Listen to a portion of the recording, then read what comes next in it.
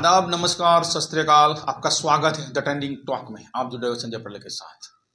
जरा सोचिए, 3,000 रुपये एक बार दो और पूरे साल भारत की किसी भी हाईवे पर जितना चाहो इतना घूमो, कोई रोक नहीं, कोई टोल नहीं।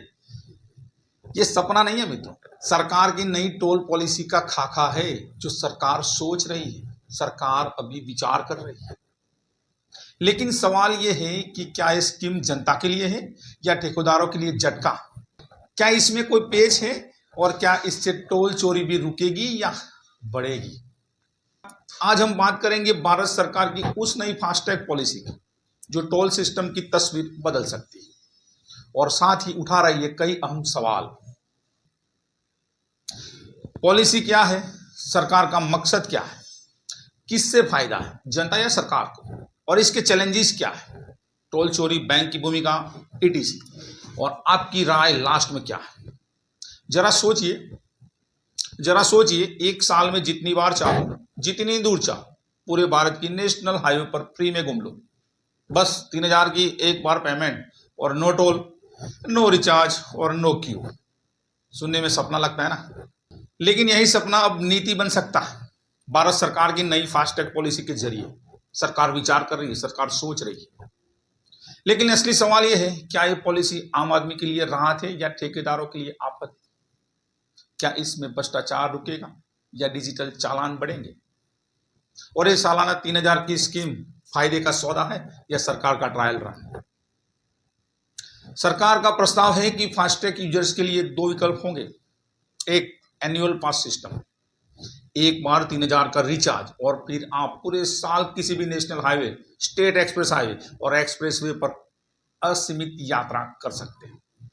ना कोई टोल बूथ, ना कोई बार बार का रिचार्ज, ना कोई झंझट। दूसरी सिस्टम, डिस्टेंस बेस्ड प्राइसिंग। अगर आप सालाना पास नहीं लेना चाहते तो आप 50 रुपये प्रति 100 किलोमीटर की फ्लैट रेट पे कर सकते हैं। अब तक जितना पैसा टोल प्लाजा पर लगता था वो रेट कई बार 100 से भी ज्यादा चला जाता था। आपको याद होगा, आपको पता होगा, आपने भुगतान किया होगा। तो ऐसे में 50 रुपया प्रति 100 किलोमीटर का मॉडल थोड़ा ठीक ठाक नजर आ रहा है। सरकार का कहना है कि इससे ट्रैफिक फ्लो तेज होगा, टोल प्लाजा खत्म होंगे और sensor based automatic toll collection शुरू होगा पूरे हिंदुस्तान में। मूल मकसद की बात करें तो डिजिटलाइजेशन एंड स्मूथ ट्रैवलिंग। इसके पीछे सरकार की ये सोच है कि जब ट्रेन और मेट्रो में मंथली या एनुअल पास चलता है तो हाईवे पर क्यों नहीं। लेकिन जितना ये मॉडल दिखने में सिंपल लगता है, इसके पीछे कई लेयर है जो हमें समझने होंगे। तो मित्रों, इससे किससे फायदा, किससे घाटा, ये भी एक सवाल है। जिसकी ट्रैवलिंग फ्रीक्वेंसी ज्यादा है, ट्रक, कैब, इवेंट ट्रेवल्स, वो सालाना पास लेकर बचत कर सकते हैं, तगड़ा बचत कर सकते हैं। लोकल यात्रा करने वालों के लिए 50 रुपया प्रति 100 किलोमीटर का फ्लैट रेट पहले से सरल साबित होगा, ये बात तय है। अब टोल बूथ हटने से समय की बचत भी होगी। जिन लोगों की यात्रा कम होती है उन्हें 3,000 का एनुअल पास शायद महंगा लगे। ठेकेदारों की कमाई पर असर होगा क्योंकि ये कलेक्शन सीधे जुड़े होते हैं। अब सरकार इन्हें डिजिटल रिकॉर्ड के हिसाब से पैसा देगी। ये नई व्यवस्था में गड़बड़ियों का खतरा ला सकती है। अभी तो बात करते हैं चैलेंजिंग क्या आ सकती है, टोल चोरी या छुपा ट्रैवल। अगर एक बार पैसे भरकर कोई पूरे साल की ट्रैवल करे तो उसका ट्रैक रखना मुश्किल हो सकता है सरकार के लिए। अब सरकार कहती है जीपीएस और सेंसर मदद करेंगे, लेकिन क्या टेक्नोलॉजी इतने बड़े लेवल पर बिना गड़बड़ी काम करेगी या नहीं? पूरे देश 125 करोड़ का। अब इसमें बैंक की भूमिका अहम हो जाती है मित्रों। बैंक को अब ज्यादा ताकत मिलेगी, जिसे मिनिमम बैलेंस से लेकर फास्टैग अकाउंट ब्लॉक तक, तो बैंकों का रोल बढ़ जाएगा। तीसरी बात है डेटा प्राइवेसी और ट्रैकिंग। जब हर वाहन का मूवमेंट रिकॉर्ड होगा तो एक नया सवाल उठेगा, क्या आपकी हर यात्रा रिकॉर्ड की जाएगी और क्या इसका इस्तेमाल कभी आपके खिलाफ हो सकता है?